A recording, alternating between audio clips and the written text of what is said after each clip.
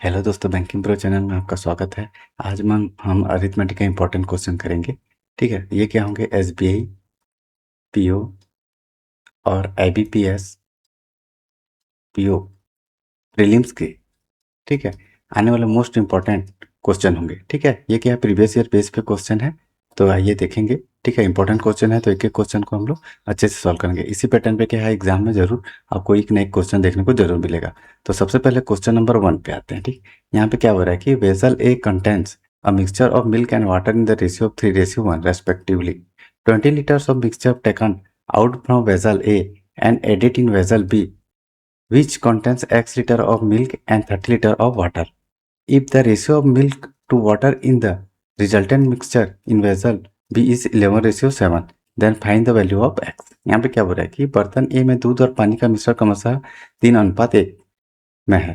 बर्तन ए से 20 लीटर मिश्रण निकाला जाता है और बर्तन बी में मिलाया जाता है। ठीक है, ए से निकालकर बी में मिलाया जाता है, जिससे X लीटर दूध और 30 लीटर पानी होता है। ठीक, जिसमें बी में क्या है, X लीटर दूध रहेगा ऑलरेडी और 30 लीटर पानी उसमें रहेगा।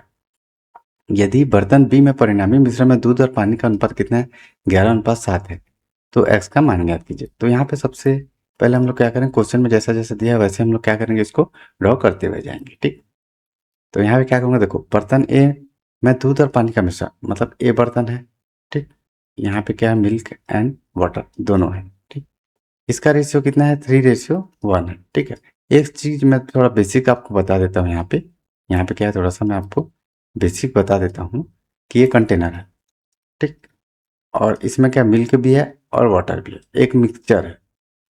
ठीक है, मिल्क एंड वाटर का क्या है, एक मिक्सचर है इसमें। ठीक, अब क्या करेंगे, देखो इसमें क्या है, जो मिक्सचर है वो क्या है, 3:1 है। मतलब कि 3 क्या है, मिल्क लीटर, 3 लीटर मिल्क है और 1 लीटर क्या है, वाटर है। मतलब एक मान के चल रहे हैं, मैं आपको समझाने के लिए ऐसा कर रहा हूँ।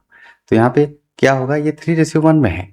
तो यहाँ पे जितना भी हम लोग कंटेनर में, ठीक है, जितना भी हम लोग क्या है मिक्सचर, जैसे मिल्क एंड वाटर क्या है, हम लोग ऐड करेंगे बाहर से, तो हम लोग 3:1 में ही ऐड करेंगे इसमें। यहाँ हमको यहाँ से निकालना है तो 3:1 में ही निकालेंगे हम लोग। ठीक, इस चीज़ को ध्यान में रखना। ठीक, 3:1 हो गया।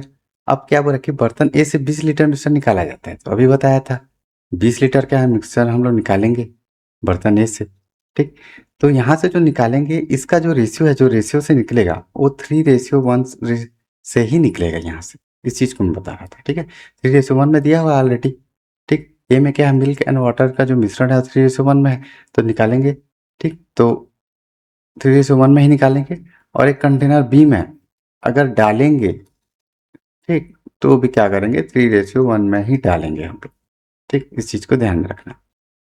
कितना में डालेंगे, अब देखो 20 तो निकाल लिए, मैं क्या कर रहा हूँ 20 लीटर इसमें डाल रहा हूँ, मतलब 20 लीटर का मिल्क एंड वाटर डाल रहा हूँ। और किस रेशियो में डालूंगा, 3:1 में ही डालूंगा।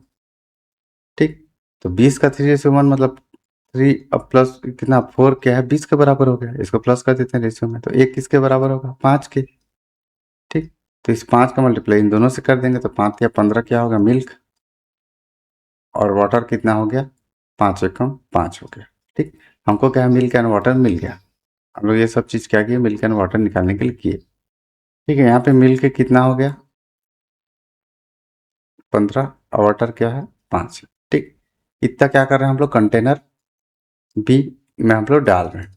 ठीक है, 20 लीटर डाल दिए। देखिए इसमें क्या है, ऑलरेडी भरा हुआ है। इसमें क्या है, 1 लीटर दूध है और 30 लीटर पानी है। ठीक, 1 लीटर दूध है और 30 लीटर क्या है, यहाँ पे ऑलरेडी पानी है। ठीक, मिक्सचर बी में। तो हम लोग क्या है, देखो 1 लीटर दूध है, ठीक, और 30 लीटर पानी है। और हम लोग कितना ऐड कर रहे हैं, 15 लीटर मिल्क ऐड कर रहे हैं और 5 लीटर का पानी ऐड कर रहे हैं। तब जाके इसका जो मिश्रण है, ठीक है, जिसका रेशियो कितना है, 11:7, तो 11/7 कर देंगे। अब इसको मैं सॉल्व कर दूंगा, इसको 35 ले लेता हूँ। ठीक, 7×5 = 35, तो क्रॉस मल्टीप्लाई कर देंगे तो x + 15 आ जाएगा, 11×5 = 55 आ जाएगा। ठीक, तो यहाँ पे x का वैल्यू कितना आ जाएगा, 0 हो गया, तो 40। ठीक, तो हमारा क्या है, हमारा वैल्यू क्या आ गया, यहाँ पे 40 आ गया। x का मान ही पूछा है, तो क्या होगा, ऑप्शन ही सही होगा। ऐसे ही सॉल्व करना है। अब क्या नेक्स्ट क्वेश्चन पे आते हैं, ये भी इंपॉर्टेंट क्वेश्चन है, इसको भी देख लेते हैं। यहाँ पे क्या हो रहा है कि Sneha marks of article 40% above the cost price of allow a discount of 10% on mark price if the Sneha made a profit of the कितना 364. Then find the difference between both profit when he sold the same article at 25% profit. ठीक, यहाँ पे क्या बोल रहा है कि स्नेहा एक वस्तु का क्रय मूल्य से 40% अधिक अंकित करती है और अंकित मूल्य पर 10% की छूट देती है। यदि स्नेहा ने 364 रुपये का लाभ कमाया है तो जब उसने उसी वस्तु को 25% लाभ पर बेचा तो दोनों लाभों के बीच का अंतर ज्ञात कीजिए। देखो यहाँ पे क्या बोल रहा है कि स्नेहा क्या है, स्नेहा को ऐसे डिनोट कर लेता हूँ, उसका जो कॉस्ट प्राइस है वो कितना है 100 मान लेता हूँ मैं। ठीक है, 100 मान के चलता हूँ। क्या कोई भी अपने आप में क्या है 100 होता है, कोई भी चीज़ क्या होता है अपने आप में 100 होता है, 100 मान के चलूँगा। ठीक, अब इसमें क्या कर रहे हैं एमआरपी, मार्क प्राइस कितना कर रहे हैं 40% अधिक कर रहे हैं तो 100 का 40% अधिक कर देंगे, 100 में प्लस कर देते हैं जितना क्या हमको अधिक करना रहता है। ठीक, डिवाइड बाई 100 कर देंगे तो यहाँ पे कितना आएगा 140 आएगा मार्कअप प्राइस। ठीक है, मार्क प्राइस। ठीक, अब उसके बाद आगे क्या बोला है कि अंकित मूल्य पर 10% की छूट देती है, 10% की छूट देंगे। अंकित मूल्य कितना 140 है, 10% छूट, मगर 100 में 10 माइनस करेंगे तो 90 डिवाइड बाई 100 हो जाएगा। ठीक, 0 से 0, 0 से 0, तो यहाँ पे कितना होगा 14 9 126 हो गया। ठीक, तो हमको ये पता चल गया कि यहाँ पे हमको जो कॉस्ट प्राइस है वो कितना है 100, सेलिंग प्राइस कितना है 126 और मार्कअप प्राइस कितना है 140। ऐसा मान के चल रहे हैं, एग्जैक्ट वैल्यू नहीं है, इस चीज़ को ध्यान में रखना। ठीक, तो यहाँ पे क्या करता हूँ मैं थोड़ा सा अच्छे से लिख लेता हूँ। यहाँ पे हो गया एमआरपी कितना हो गया यहाँ पे 140 और सेलिंग प्राइस कितना हो गया यहाँ पे 126 हो गया, ये मान के चलें। अब क्या बोल रहा है कि यदि स्नेहा ने 364 रुपये का लाभ कमाया। ठीक, 364 रुपये का लाभ कमाए तो एक काम करता हूँ मैं इसको एक्स मान लेता हूँ, यहाँ पे भी एक्स वेरिएबल ले लेता हूँ, यहाँ पे भी एक्स वेरिएबल ले लेता हूँ, नहीं लोगे तो भी चलेगा। समझाने के लिए मैं क्या कर रहा हूँ यहाँ पे एक्स मान के चल रहा हूँ। तो यहाँ पे वैल्यू क्या आ जाएगा, अब इनका डिफरेंस बोला है, प्रॉफिट बोला है, तो प्रॉफिट का फॉर्मूला ही क्या होता है selling price minus cost price होता है। प्रॉफिट का जो फॉर्मूला होता है सेलिंग प्राइस कॉस्ट, तो प्रॉफिट यहाँ पे कितना है 364 है। ठीक, प्रॉफिट कितना हो रहा है इसको 364 रुपये हो रहा है, सेलिंग प्राइस कितना है यहाँ पे 126 एक्स है। ठीक, एक्स इसलिए लिया हूँ ताकि आपको अच्छे से समझ में आए। उसके बाद कॉस्ट प्राइस यहाँ पे कितना है 100 एक्स है। ठीक, अब इसको सॉल्व कर देंगे, यहाँ से माइनस करेंगे तो 26 एक्स हो जाएगा, इधर ले आया हूँ। ठीक है, 364 ये हो गया। अब काट देंगे इसको, 13 से काट देंगे, 13 दूनी 26, 13 दूनी 26, 13 8 104, 2 से फिर कट जाएगा, 2 कम 2 2 64, तो यहाँ पे एक्स का जो वैल्यू है वो 14 आ गया। ठीक, एक्स का वैल्यू यहाँ पे कितना आ गया 14 आ गया, ये हमको पता चल गया। अब उसके बाद आगे क्वेश्चन में क्या बोल रहा है, तो जब उसने उसी वस्तु को 25% लाभ पर बेचा तो दोनों लाभों के बीच का अंतर ज्ञात कीजिए। अब इसी को क्या करेगा वो 25% लाभ पर बेचेगा, अब इसी को क्या करेगा वो 25% लाभ पर बेचेगा। ठीक, दिस इज 100 एक्स है कॉस्ट प्राइस, इसको 25% लाभ पर बेचेगा तो प्रॉफिट में क्या होता है 25 प्लस कर देते हैं 100 में जितना भी होता है, तो यहाँ पे 125 हो जाएगा। ठीक, डिवाइड बाई 100 हो जाएगा, 0 से 0, 0 से 0 कट गया, तो यहाँ पे कितना आ जाएगा 125 एक्स आ जाएगा सेलिंग प्राइस। ठीक है, ये सेलिंग प्राइस कब है, जब क्या है 25% लाभ पर बेचा जाता है। ठीक, पहला वाला सेलिंग प्राइस क्या है ये दिया था हम लोग, क्या एक्स का वैल्यू हम लोग क्या कॉस्ट प्राइस निकालने के लिए किए थे। पहला वाला जो सेलिंग प्राइस आया था जिससे क्या है 40% अधिक किए थे और 10% का छूट दिए थे। ठीक, ये क्या है सेलिंग प्राइस 2 है, यहाँ 1 भी लिख लेते हैं, यहाँ 2 लिख लेता हूँ। ठीक, यहाँ पे 1 यहाँ पे 2 ताकि अच्छे समझ में आएगा, ये सेलिंग प्राइस 2 है। ठीक है, बाद वाला अब क्या बोल रहा है कि जो प्रॉफिट हो रहा है दोनों लाभों के बीच का अंतर ज्ञात कीजिए, दोनों लाभों के बीच का अंतर ज्ञात करना चाहिए। यहाँ पे एक्स का वैल्यू हम लोग पुट कर देंगे। ठीक, यहाँ पे एक्स का वैल्यू को पुट कर दूंगा मैं। ठीक, एक्स का वैल्यू को पुट नहीं करता हूँ, यहाँ पे एक्स है। ठीक, एक्स का वैल्यू को पुट नहीं करते हैं, इसी तरीके से सॉल्व करेंगे। तो देखो इसका जो सेलिंग प्राइस जो प्रॉफिट है कितना हो रहा है। ठीक, जो सेलिंग प्राइस 2 है इसका प्रॉफिट कितना हो रहा है, प्रॉफिट क्या होता है selling price minus cost price होता है। सेलिंग प्राइस यहाँ पे कितना है 125 एक्स है, प्रॉफिट कितना है 100 एक्स है, तो यहाँ पे 5 एक्स आ गया। ठीक, 5 एक्स आ गया। अब पहले वाले का देख लेते हैं, पहले वाले का देखो, पहले वाले सेलिंग प्राइस का देखो, इसका प्रॉफिट कितना होगा selling price minus cost price, इसका फार्मूला तो सेम ही होगा। सेलिंग प्राइस यहाँ पे कितना है 126 एक्स है और कॉस्ट प्राइस कितना है 100 एक्स है। ठीक, अब इसको सॉल्व कर देंगे तो यहाँ पे 6 एक्स आ गया। ठीक, यहाँ पे कितना आ गया 6 एक्स आ गया। ठीक, अब दोनों का प्रॉफिट आ गया, एक का प्रॉफिट 6 एक्स आ गया, एक का प्रॉफिट 5 एक्स आ गया। ठीक, ऐसा क्या है वैल्यू को पुट करके सॉल्व मत करना, टाइम लगेगा। ठीक, यहाँ पे अब इन्हीं का लाभों के बीच का डिफरेंस बोला, एक का लाभ 6x है, एक का लाभ 5x है, तो यहाँ पे x आ गया और x का वैल्यू हम लोग निकाले थे अभी 14, ठीक है, मिटा दिया 14 निकाले थे x का वैल्यू, तो यहाँ पे कितना आ गया 14, ठीक, x का वैल्यू 14 था, यहाँ पे पुट करेंगे x का वैल्यू, तो यहाँ पे कितना आ गया 14 आ जाएगा, ठीक, तो यहाँ पे क्या होगा, ऑप्शन बी सही होगा, ऐसे ही सॉल्व करना है।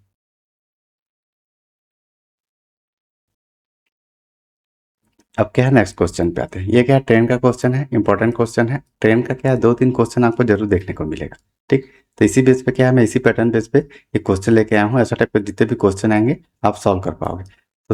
तो क्वेश्चन को देखते हैं। The length of the train is 300 metre and it cross the 500 metre long platform in 30 seconds. If the length of train B is 2 times of the length of train A and speed of train B is 198 km per hour, then find the time taken by the train B to cross the platform in seconds. यहाँ पे क्या हो रहा है, हिंदी में देख लेते हैं। ट्रेन ए की लंबाई 300 मीटर है और यह 500 मीटर लंबे प्लेटफॉर्म को 30 सेकंड में पार करती है। यदि ट्रेन बी की लंबाई ट्रेन ए की लंबाई की 2 गुना है और ट्रेन बी की गति 198 किलोमीटर प्रति घंटा है, तो ट्रेन बी द्वारा प्लेटफॉर्म को पार करने में लिया गया समय सेकंड में ज्ञात कीजिए। हमको क्या करना है, यहाँ पे बता दिया ब्रैकेट में कि हमको सेकंड में निकालना है, ठीक।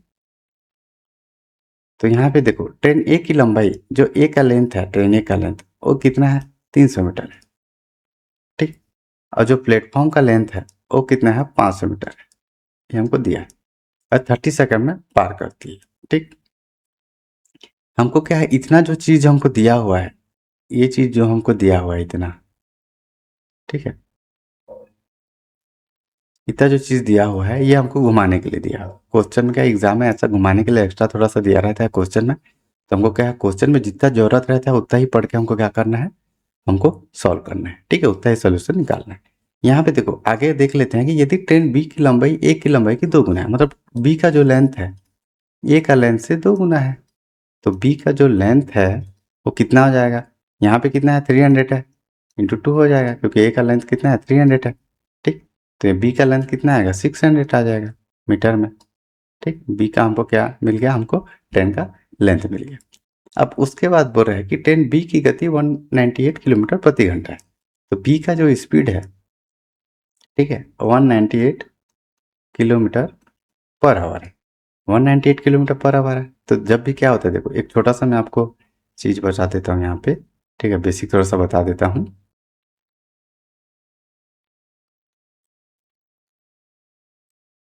कि जब भी क्या होता है, हम लोग किलोमीटर पर आवर रहता है उसको क्या है, मीटर पर सेकंड में चेंज करते हैं, ठीक। तो हम लोग क्या करेंगे, जो भी किलोमीटर पर आवर जो भी वैल्यू दिया होगा, जैसे यहाँ पे 198 वैल्यू दिया हुआ है, जो भी वैल्यू दिया रहेगा हम लोग क्या करेंगे, उसको 18/5 से मल्टीप्लाई कर देंगे, ठीक, सॉरी 5/18 से मल्टीप्लाई कर देंगे। इस चीज़ को ध्यान रखना, ठीक है, जो भी क्या रहेगा किलोमीटर पर आवर रहेगा, जो भी वैल्यू दिया रहेगा उसको क्या करेंगे हम लोग 5/18 से मल्टीप्लाई करेंगे, तो यहाँ पे जो वैल्यू आएगा वो मीटर पर सेकंड में आएगा, ठीक। एग्जाम्पल के देखो, इसी को ले लेते हैं, 198 है, इसको 5/18 से मल्टीप्लाई करेंगे, 18 कम 18, 18 कम 18, 18 पच्चीस कितना होता है 55, तो यहाँ पे कितना आ गया, 55 मीटर पर सेकंड में आ गया, ठीक। यही बताने की कोशिश कर रहा था, ऐसा इसलिए करेंगे क्योंकि हमको सेकंड में निकालना है, ठीक।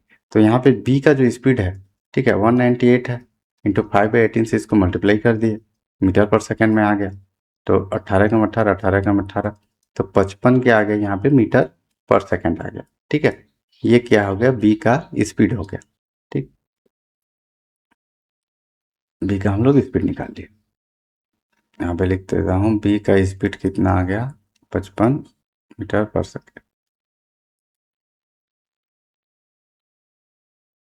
ठीक। अब उसके बाद क्या बोल रहा है कि बी की लंबाई ये तो हो गया, बी द्वारा प्लेटफॉर्म को पार करने में लिया गया समय, टाइम इज इक्वल क्या होता है, डिस्टेंस अपॉन स्पीड होता है, ठीक।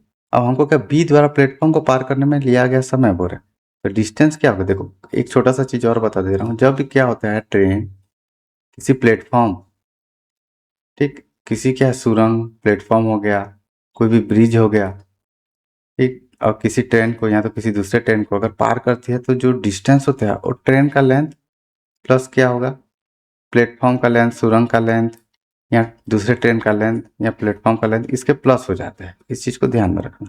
डिस्टेंस क्या है इसके प्लस हो जाता है। जब भी क्या होती है ट्रेन किसी छोटा ऑब्जेक्ट को पार करती है, जैसे मान लो किसी खंबे को पार कर रही है, किसी व्यक्ति को पार कर रही है, ठीक, किसी पेड़ को पार कर रही है, तो डी का जो डिस्टेंस है, सॉरी डिस्टेंस जो है वो ट्रेन का लेंथ के बराबर होता है। उसमें क्या हम लोग ऐड नहीं करेंगे अलग से, इस चीज़ को ध्यान में रखना। ये क्या मैं क्वेश्चन आगे बताते जाऊंगा तो आपको समझ में आते जाएगा। यहाँ पर जैसे डिस्टेंस है, तो डिस्टेंस क्या है, एक प्लेटफॉर्म को पार कर रही है बी ट्रेन, तो यहाँ पे क्या होगा, बी का लेंथ प्लस प्लेटफॉर्म का लेंथ, ये दोनों को प्लस कर देंगे हम लोग डिस्टेंस के लिए।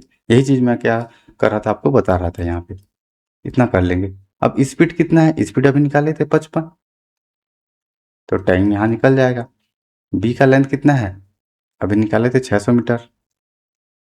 प्लेटफॉर्म का लेंथ कितना है, दिया है स्टार्टिंग में 500 डिवाइड बाई 55, तो टाइम कितना हो जाएगा, 6 5 1100 हो जाएगा। यहाँ पे 55 हो जाएगा, यहाँ पे 11 कम 11, 11 पचे 55, 5 दूनी 10, तो टाइम कितना लगेगा यहाँ पे 20 सेकेंड। ठीक, टाइम यहाँ पे कितना लगेगा 20 सेकेंड। तो यहाँ पे क्या होगा, ऑप्शन डी सही होगा, क्योंकि हमको टाइम में ही पूछा है और सेकेंड में पूछा है। तो ऐसे ही क्या है सॉल्व करना। अब क्या नेक्स्ट क्वेश्चन पे आते हैं। ये क्या है, टाइम एंड वर्क का इंपॉर्टेंट क्वेश्चन है। इसी पैटर्न पे क्या है आपको एग्जाम में जरूर देखने को मिलेगा क्वेश्चन। ठीक, तो यहाँ पे देखते हैं, A alone can do work in 12 days and B alone can do the same work in 30 days. A and B work together for 6 days and C replace both. If C complete the 50% of the remaining work, then find the percentage of the work done by C. यहाँ पे क्या हो रहा है कि ए अकेले कार्य को 12 दिनों में कर सकता है, अब बी अकेले उसी कार्य को 30 दिनों में कर सकता है। ए और बी 6 दिनों के लिए एक साथ काम करते हैं, फिर सी ने दोनों को बदल दिया। यदि सी शेष कार्य का 50% पूरा करता है तो सी द्वारा किए गए कार्य प्रतिशत ज्ञात कीजिए। ठीक, यहाँ क्या है, थोड़ा सा क्वेश्चन में हमको क्या है, थोड़ा सा घुमाया, लेकिन इजी लेवल का क्वेश्चन है। ठीक, क्वेश्चन क्या है, थोड़ा सा हम लोग क्या डीपली बनाना पड़ेगा, लेकिन इजी लेवल का क्वेश्चन है। सबसे पहले हम लोग क्या करेंगे, जब भी टाइम एंड वर्क का क्वेश्चन आता है तो हमको क्या करना रहता है, एलसीएम निकालना रहता है। ठीक है, एक काम को 12 दिन में कर रहा है, ठीक, अब भी एक काम को क्या कर रहा है 30 दिन में कंप्लीट कर रहा है। ठीक, अब इस दोनों को क्या करेंगे, हम लोग एलसीएम निकाल लेंगे। ठीक, एलसीएम निकालेंगे इसका, तो 12 पंचे 60 आ गया। ठीक, इसको यूनिट में ले लूंगा। ठीक, इसको डिवाइड कर दूंगा 12 से, तो यहाँ पे कितना 12 पंचे 5 यूनिट आ जाएगा। इसको डिवाइड करूंगा 30 से, तो यहाँ पे 2 यूनिट आ जाएगा। ठीक, कैसा है उसको भी बता देता हूँ। ये क्या है, टोटल वर्क होता है। ये भी जो रहता है टोटल वर्क होता है। ये टाइम होता है, यहाँ डे होता है, डे यहाँ टाइम होता है दोनों। ठीक, और ये क्या होता है, इफिशियंसी होता है। ठीक, ऐसा जब भी हम लोग एलसीएम निकालेंगे तो ऐसे ही होगा। अब इसका formula total work efficiency into day होता है, तो हमको इफिशियंसी निकालना था। हमको क्या दिया हुआ था, हमको डे दिया हुआ था 12 और 30, और इससे हम लोग क्या किए, टोटल हम लोग क्या किए, एलसीएम लगा के हम लोग टोटल वर्क निकाल लिए। अब इसमें क्या करना, हमको इफिशियंसी निकालना था, तो इफिशियंसी इक्वल टू क्या आता है, टोटल वर्क अपॉन डे होता है। तो टोटल वर्क यहाँ पे कितना है, 60 यूनिट है, और डे कितना है 12 है, तो 12 पंचे 60, 5 यूनिट आ गया इफिशियंसी, यही जो निकाला हूँ। वैसे ही क्या है 2 यूनिट भी आ गया जब 30 को डिवाइड किए। ठीक, 60 को डिवाइड किए 30 से। अब इतना समझ में आ गया, एकदम बेसिक से बता रहा हूँ। अब उसके बाद क्या करेंगे, ए और बी 6 दिनों के लिए एक साथ काम करते हैं, 6 दिनों के लिए काम करेंगे, तो total work is equal to क्या होता है, एफिशिएंसी इंटू डे होता है। तो कितना वर्क करेंगे ए और बी 6 दिन के लिए, तो ए और बी, देखो यहाँ पे जो भी वर्क रहता है, जो भी एफिशिएंसी दिया रहता है, जैसे 5 यूनिट है, यहाँ पे 2 यूनिट है, इसको समझने के लिए क्या बहुत टाइम लगता है। ठीक, इस चीज़ को क्या आप ध्यान से समझना, छोटा सा चीज़ है, अगर इसको नहीं समझोगे क्या क्वेश्चन नहीं बनेगा। ये क्या 1 डे का इफिशियंसी होता है, इस चीज़ का ध्यान में रखना। ठीक, ये क्या है 1 डे का इफिशियंसी होता है, मतलब एक दिन में 5 यूनिट काम करता है कौन, ए, और बी क्या है एक दिन में 2 यूनिट काम करता है। तो यहाँ पे कितना होगा, एक दिन में कितना 5 यूनिट करेगा, और एक दिन में कितना 2 यूनिट करेगा ए और बी। ये कंटिन्यू 7 दिन तक करते हैं, यहाँ पे बोला है ना, सॉरी 6 दिन, यहाँ ये कंटिन्यू 6 दिन तक करते हैं। ठीक, ये क्या एफिशिएंसी है, और ये क्या है डे है। ठीक, 6 दिन तक करते हैं, इसी को मल्टीप्लाई करेंगे तो हमारे पास क्या मिलेगा, हमको 6 दिन का हमको काम पता चल जाएगा, कितना टोटल वर्क हुआ है 6 दिन का। ठीक, 6 दिन का ही पता चलेगा, क्योंकि 6 दिन के लिए ही क्या है एक साथ काम करते हैं दोनों ए और बी। तो यहाँ पे वैल्यू कितना हो जाएगा, 7 यूनिट हो गया, यहाँ पे 6 हो गया, 6 साथ कितना हो गया 42 यूनिट हो गया। ठीक, इतना वर्क क्या है ए और बी 6 दिन में कर चुके हैं।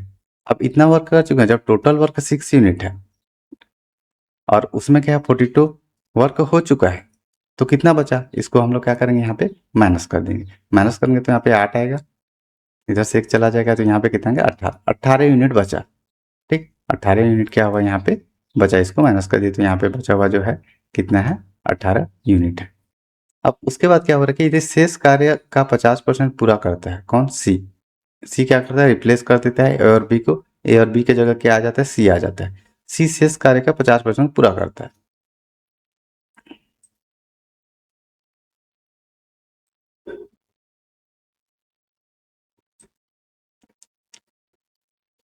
शेष कार्य मतलब कितना, जो बचा हुआ कार्य कितना 18 यूनिट है, अभी निकाले थे, उसका 50% कार्य पूरा करता है। इसका 50% मतलब 2 से डिवाइड कर देंगे तो 9 यूनिट है। ठीक, इतना क्या है 50% कार्य को पूरा करता है, मतलब 9 यूनिट करता है कौन, सी। ठीक, तो सी द्वारा किए गए कार्य का प्रतिशत ज्ञात कीजिए जब 9 यूनिट करता है सी। ठीक, टोटल में से कितना में से 60 यूनिट में से, तो इसी का क्या हम लोग क्या करेंगे परसेंटेज निकाल लेंगे, यही क्या हमारा वैल्यू होगा। क्यों, सी क्या 50% पूरा करता है, टोटल कार्य 18 यूनिट है, 50% कार्य मतलब 9 यूनिट करता है वो काम। ठीक, कितना दिन है, कितना दिन डे निकालना है ये हमको नहीं निकालना है। ठीक, कितना एफिशिएंसी है, कितना डे है ये हमको नहीं निकालना है। ठीक, अब क्या करेंगे सॉल्व कर देंगे। 0 से 0 गया, 0 से 0 गया, 3 तिया 9, 3 दूनी 6, यूनिट से यूनिट कट गया, 2 पंचे 10, 5 तिया 15। ठीक, तो यहाँ पे कितना आ गया 15% आ जाएगा। ठीक, 15%, तो यहाँ पे क्या ऑप्शन डी सही होगा, ऐसे ही सॉल्व करना है। ठीक, टोटल में से क्या हमको 9 यूनिट का हमको परसेंटेज निकाल लेना है।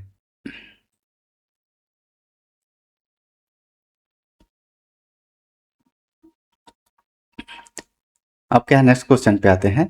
ये क्या है इंपॉर्टेंट क्वेश्चन है, इसको देख लेंगे, थोड़ा रिसीव का क्वेश्चन है, देख लेते हैं इजी लेवल का। There are the 140 cakes in a bucket and 80 more cakes are added to the bucket if the cake are distributed between the male and female in the ratio 7:4, what is the difference between the total number of cake receive by males and females. यहाँ पे क्या हो रहा है कि एक बाल्टी में 140 केक होते हैं और बाल्टी में 80 और केक डाले जाते हैं। ठीक है, फिर 80 केक और डाले जाते हैं। यदि केक को पुरुषों और महिलाओं के बीच 7:4 के अनुपात में वितरित किया जाता है तो पुरुष और महिला द्वारा प्राप्त केक की कुल संख्या के बीच का अंतर क्या होगा। यहाँ पे देखो बाल्टी में ऑलरेडी कितना है 140 केक होते हैं। ठीक, उसमें क्या करते हैं 80 केक और क्या है मिक्स किया जाता है। ठीक है, उसमें डाला जाता है, तो टोटल यहाँ पे केक कितना हो जाएगा 0, 8 4 12 का 2, हाथ में है 2, 220 हो जाएगा। अब उसके बाद क्या हो रहा है कि यदि केक में पुरुष यहाँ पे कितना है मेल है और यहाँ पे फीमेल है। ठीक, इसका रेशियो कितना है 7:4 है। तो पुरुष और महिला अनुपात केक की कुल संख्या बीच का अंतर, इन्हीं का डिफरेंस निकालना है। बहुत ही इजी लेवल का क्वेश्चन है। ठीक, ये क्या है 30 सेकंड में बनने वाला क्वेश्चन। तो यहाँ पे देखो इसको क्या करेंगे प्लस कर देंगे, यहाँ पे मैं x मान लूंगा। ठीक है, रेशियो को क्या करूंगा मैं यहाँ पे समझने के लिए x मान लेता हूँ। x मान लूंगा तो इसको प्लस कर दूंगा, 7 11x भी कितना है 220 के बराबर हो जाएगा, क्योंकि यहाँ पे मेल और फीमेल प्लस करके कितना है टोटल केक कितना वितरित करेंगे 220 आपस में बांटेंगे। तो यहाँ पे x का वैल्यू काट देंगे, 11 दूनी 22, तो x का वैल्यू यहाँ पे कितना आएगा 20। इसी 20 का मल्टीप्लाई दोनों से कर देंगे, मतलब x का वैल्यू को एक बार यहाँ पुट करूंगा, एक बार यहाँ पुट करूंगा। यहाँ पुट करूंगा तो x का वैल्यू कितना आएगा, यहाँ पे पुट करूंगा तो x का वैल्यू कितना आएगा 140। ठीक, और यहाँ पे पुट करूंगा तो यहाँ पे 80 आ जाएगा, यहाँ पे कितना आ जाएगा 80 आ जाएगा। ठीक, इतना हो गया। अब उसके बाद क्या हो रहा है, तो पुरुष और महिला द्वारा प्राप्त केक की संख्या के बीच का अंतर ज्ञात, तो इसी का हमको डिफरेंस निकालना है। ठीक, इसी का हमको क्या करना है डिफरेंस निकालना है। तो आप क्या वैल्यू ना निकाल कर क्या करना, जब x निकाले तो इसी का डिफरेंस ले लेना। इसी का डिफरेंस कितना होगा 3x होगा, x का वैल्यू पुट कर देना, x का वैल्यू 20 आया था तो 20 पुट कर देंगे, तो यहाँ पे 60 आ गया, तो यही क्या आंसर होगा। तो ऑप्शन डी सही होगा, ऐसे ही सॉल्व करना है। ठीक, अब क्या है क्वेश्चन नंबर अब क्या है नेक्स्ट क्वेश्चन पे आते हैं। ये एवरेज का क्वेश्चन है, इंपॉर्टेंट क्वेश्चन है। ऐसा टाइप का क्वेश्चन आपको ज़रूर देखने को मिलेगा कि 2 जन ऐड हो रहे हैं, 2 जन क्या कर रहे हैं, रिप्लेस कर रहे हैं। ऐसा टाइप का क्वेश्चन आपको ज़रूर देखने को मिलता है एवरेज का। ठीक, इंपॉर्टेंट क्वेश्चन है, इसको देख लेते हैं। The average weight of the 12 student in class is y kg. 2 new students join with the total weight of the 72 kg and the average weight of the class is decreased by the y by 16 kg. If the weight of the heavier student out of the 2 students who join is y 24 kg, then find the difference between weight of 2 students who join. यहाँ क्या work है, एक कक्षा में 12 छात्रों का औसत वजन कितना है, एवरेज कितना है, y है। ठीक, कितना है, 12 छात्रों का।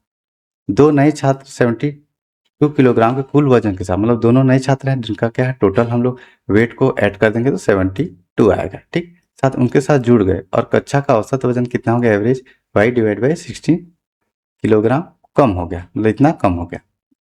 यदि शामिल होने वाले 2 छात्रों में से बाहरी छात्र का वजन कितना है, y माइनस 24 किलोग्राम है। ठीक है, यहाँ पे क्या है, y माइनस 24 किलोग्राम। ठीक, तो शामिल होने वाले 2 छात्रों के वजन के बीच का अंतर ज्ञात कीजिए। ये क्या है, क्वेश्चन इंपॉर्टेंट क्वेश्चन है।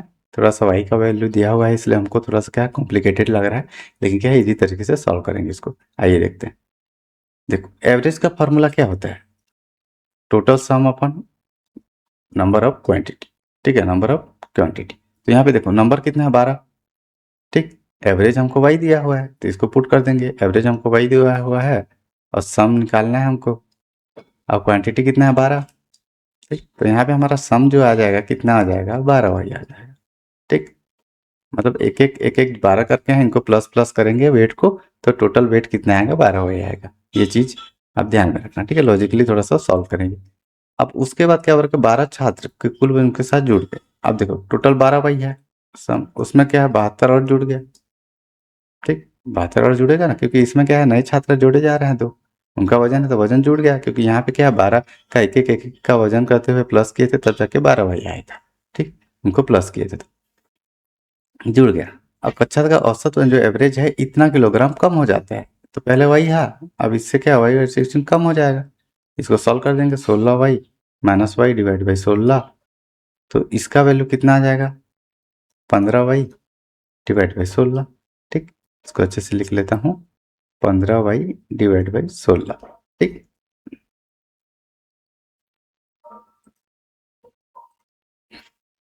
इतना आ गया। ठीक है, अब 15 किलोग्राम हो जाते हैं और शामिल होने वाले छात्रों में से बाहरी छात्र का वजन इतना है। तो देखो हमारे पास क्या है, 2 छात्र ऐड हो रहे हैं। ठीक, इतना तो सम आ गया हमको, इसमें 72 करेंगे तो इसी का वैल्यू उसके इक्वल होगा, जो कितना हो गया, एवरेज। अभी नया एवरेज कितना आ गया, 15y डिवाइड बाई 16। ठीक, हमारा क्या है, नया एवरेज कितना आ गया यहाँ पे, 15y डिवाइड बाई 16। अब इसी में क्या करेंगे हम लोग, ऐड करेंगे। ऐड करेंगे तो पहले 12 था। ठीक, 12 स्टूडेंट थे, अब उसमें क्या है, 2 नए ऐड हो गए, तो यहाँ पे कितना हो जाएगा, 12 प्लस 2 कितना हो जाएगा, 14 हो जाएंगे। ठीक, इसको मल्टीप्लाई इसलिए किया क्योंकि हम इसका भी हम लोग सम निकाल रहे हैं, यही क्या है, इसी के बराबर होगा। तो मैं यहाँ पे 15/16 इंटू 14 कर सकता हूँ। ठीक, क्योंकि 2 जोड़ने के बाद जितना हम लोग प्लस करेंगे, देखो यहाँ पे जोड़े तो सम उतना ही होगा, जितना क्या है नया एवरेज आया, इतना कम हो गया उसका सम होगा। ठीक, अब इसको सॉल्व कर देंगे, 2 7 14, 2 8 16, 8 पे 12 8 96। ठीक, 8 जन 16 6, 8 7 56, 1 57। ठीक, 8 दिन 16 का 6 हाथ में आ गया, 8 7 56, 1 57। ठीक, इतना हो गया। इज इक्वल टू कर लेंगे, 8 को इधर ले गए। ठीक, इधर क्या है, 8 को ले गए, 7 को 15 7 105 भाई। ठीक, मैं फास्ट कर रहा हूँ, कैलकुलेशन है बस, आप देख लेना। ठीक,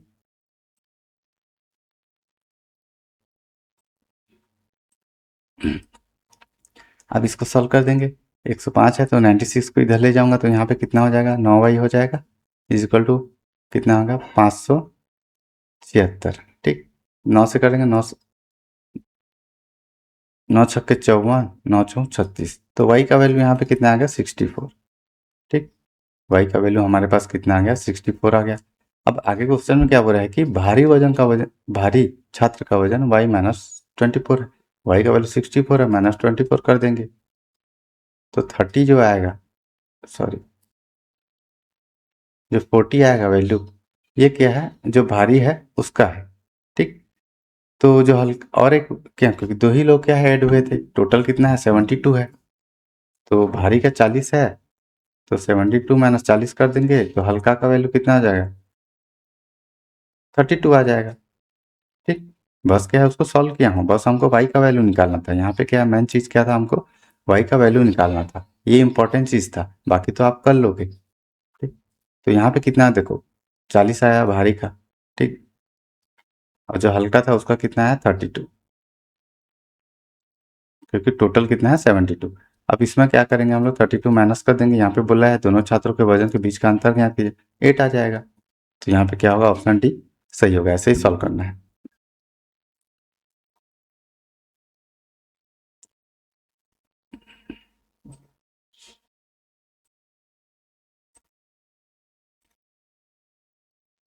अब क्या है, क्वेश्चन नंबर,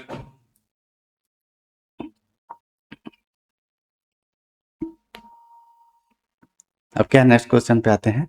ये क्या लास्ट क्वेश्चन है, बहुत ही इंपॉर्टेंट क्वेश्चन है। ये क्या है, ये क्वेश्चन थोड़ा सा मॉडरेट लेवल का क्वेश्चन है, ठीक। इजी लेवल का क्वेश्चन नहीं है। ये क्या है, मेंस लेवल भी बोल सकते हैं, और पीओ में क्या है, प्री लेवल का क्वेश्चन है ये, ठीक। ये क्या है, एसबीआई में आ सकता है। आईबीपीएस में क्या है, थोड़ा सा लेवल थोड़ा सा एसबीआई पीओ से थोड़ा सा कम होता है, ज़्यादा नहीं, थोड़ा सा कम होता है, ठीक। तो ये मान के चलते हैं एसबीआई पीओ में आ सकता है, आईबीपीएस पीओ में भी आ सकता है। तो इसको ईजी वे से सॉल्व करेंगे, मैं इसका तरीका अच्छे से बताऊंगा। यहाँ पे क्या बोल रहा है कि the monthly income of A is कितना है, 50,000 and he spent X% of his monthly income on rent. 20% of the remaining monthly income he spent on his children education, and half of the remaining monthly income he spent on traveling. If A save 18,000, then find amount spent by A on traveling is what percent more than that of on rent. मतलब यहाँ पे क्या बोल रहा है कि हमको यहाँ पे परसेंटेज निकालना है, इसलिए सब में क्या हमको परसेंटेज दिया हुआ है। यहाँ पे क्वेश्चन हिंदी में देख लेते हैं कि एक ही मासिक आय 50,000 रुपये है और वह अपनी मासिक आय का X% किराए पर खर्च करता है, ठीक। शेष मासिक आय का 20% वह अपने बच्चों की शिक्षा पर खर्च करता है और शेष मासिक आय का आधा हिस्सा यात्रा पर खर्च करता है। यदि ए 18,000 रुपये बचाता है तो ए द्वारा यात्रा पर खर्च की गई राशि किराए की राशि से कितना प्रतिशत अधिक होगी। ये क्वेश्चन को इसलिए पूरा पढ़ रहा हूँ हिंदी में, क्योंकि यहाँ पे क्या हम लोग थोड़ा सा अलग तरीके से बनाएंगे। यहाँ पे देखो, यहाँ पे शेष बोला है, यहाँ पे भी शेष बोला है, ठीक। और एक्स बोला, हमको परसेंटेज दिया नहीं है, परसेंटेज देते तो डायरेक्टली हम लोग क्या करते, परसेंटेज निकाल निकाल के आगे बढ़ते। लेकिन यहाँ पे क्या हुआ, हमको परसेंटेज ना देकर हमको एक्स, परसेंटेज तो दिया हुआ है लेकिन हमको एक्स वेरिएबल से दिया हुआ है। तो ऐसा टाइप का जब भी क्वेश्चन आएगा हम लोग क्या करेंगे, लास्ट से सॉल्व करेंगे। थोड़ा सा क्या है, मैं इसको ईजी मेथड से बताऊंगा, इसको ध्यान से देखना, ध्यान से समझना। समझ में नहीं आएगा तो 2-3 बार अच्छे से वीडियो को देख लेना, ठीक।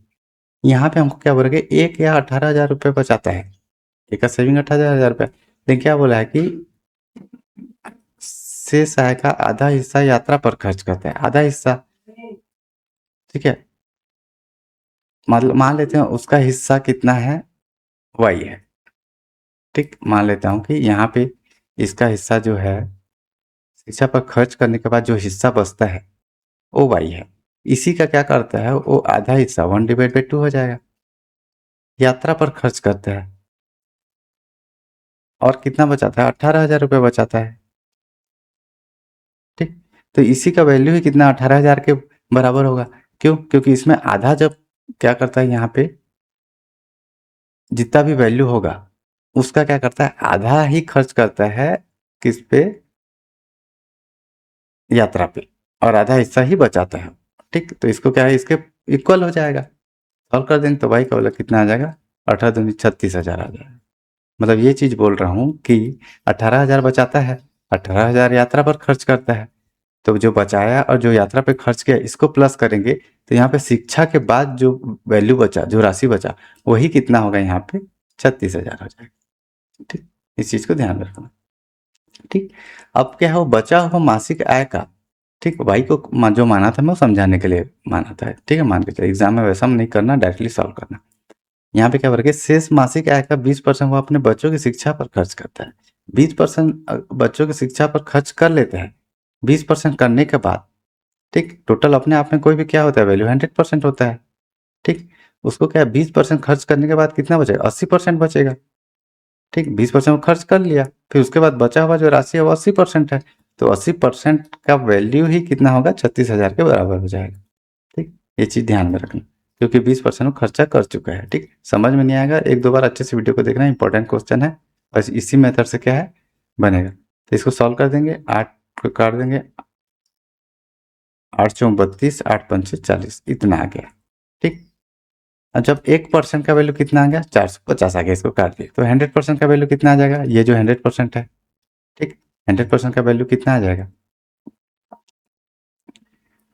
45,000 आ जाएगा। ठीक, 100% का वैल्यू यहाँ पे कितना आ जाएगा 45,000 आ जाएगा। यहाँ पे कितना आ जाएगा 100% का वैल्यू 45,000।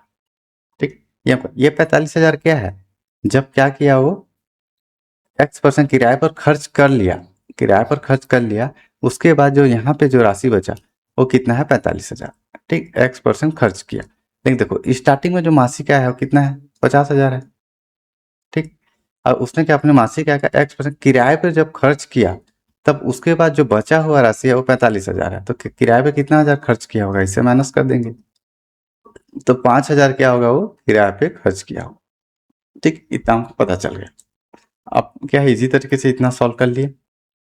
अब मैं क्या करूंगा आगे क्वेश्चन पे देखूंगा।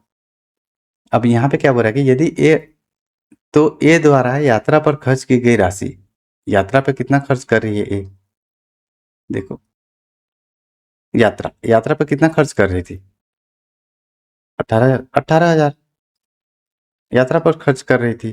ठीक, क्योंकि यहाँ पे वैल्यू 36,000 आया था, उसका आधा ही हिस्सा क्या कर रही है यात्रा पे खर्च कर रही है, तो 18,000 खर्च कर रही है, तब जाके क्या 18,000 बच रहे हैं। ठीक, किराए की राशि से कितना प्रतिशत अधिक है, किराए का राशि कितना है 5,000 है, और जो यात्रा पे राशि है कितने 18,000 है। अब हम लोग क्या करेंगे, इसको दोनों को हम लोग वैल्यू से क्या हम लोग परसेंटेज को निकालेंगे। तो देखो कितना अधिक है बोला है, मतलब कितना बड़ा वाला वैल्यू कितना है 18,000 है, छोटा वैल्यू कितना है 5,000 है। किससे कंपेयर कर रहे हैं हम लोग, किराए की राशि से, नीचे में 5,000 आ जाएगा। ठीक, तो यहाँ पे इंटू कितना हो जाएगा 100 हो जाएगा। ठीक, यहाँ पे कितना हो जाएगा 100 हो जाएगा। परसेंटेज निकालने के लिए एक दूसरे से क्या बड़ा वैल्यू को छोटा वैल्यू से माइनस कर देते हैं, फिर मल्टीप्लाई 100 कर देते हैं। अब सॉल्व कर लेंगे इसको सॉल्व करेंगे तो यहाँ पे वैल्यू कितना आ जाएगा 13,000 आ जाएगा। ठीक, यहाँ पे कितना आ जाएगा 5,000 आ जाएगा, इंटू 100 कर देंगे, जीरो से जीरो गया, जीरो से जीरो। ठीक, जीरो से गया जीरो गया, 5 से कर देंगे, 5 दूनी 10, 5 छक्का 30, तो यहाँ पे परसेंटेज कितना आएगा 260%। तो यहाँ पे कितना आएगा 260% हमारा क्या होगा आंसर होगा। ठीक, तो यहाँ पे क्या होगा वैल्यू ऑप्शन बी सही होगा। ऐसे ही सॉल्व करना है। ठीक, तो ये क्या है बहुत ही इजी मेथड था, इसी मेथड से क्या आप सॉल्व करना है। ठीक है, ये शॉर्ट मेथड है, इसका लॉन्ग मेथड से आप बनाओगे तो क्वेश्चन तो बन जाएगा, इसके लॉन्ग मेथड से बनाओगे क्वेश्चन इजी तरीके से बन जाएगा, लेकिन हमको क्या है बहुत टाइम लगेगा। इसी मेथड से बनाओगे तो इजी तरीके से बन जाएगा। ऐसा टाइप का क्या है और क्वेश्चन लेके आऊँगा। ठीक है, तो ये रहा आज का क्लास। अब क्या है नेक्स्ट क्लास में क्या है मैं थोड़ा सा मॉडरेट लेवल का डीआई का क्वेश्चन लेके आऊँगा और अप्रोक्सीमेशन का भी क्वेश्चन, ऐसे क्या है मिक्स क्वेश्चन हम लोग प्रैक्टिस करेंगे। तो जितने भी क्या नए स्टूडेंट है लाइक एंड सब्सक्राइब कर देना। धन्यवाद।